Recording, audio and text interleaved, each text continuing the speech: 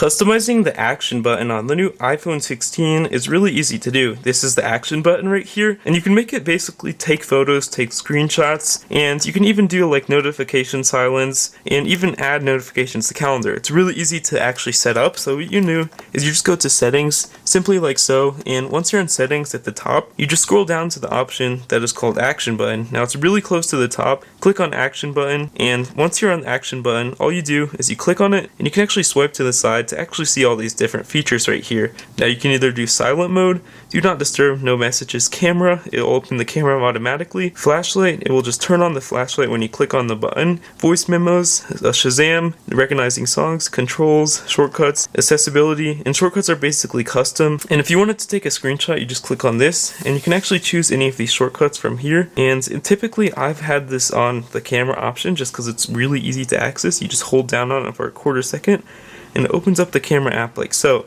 Now if you don't want that, you can always go back into settings and change this button later, but if you do this, it'll actually turn on the flashlight like so. And yeah, it's really convenient. You can make it do pretty much anything, and yeah, this is how you use the action button on the iPhone 16.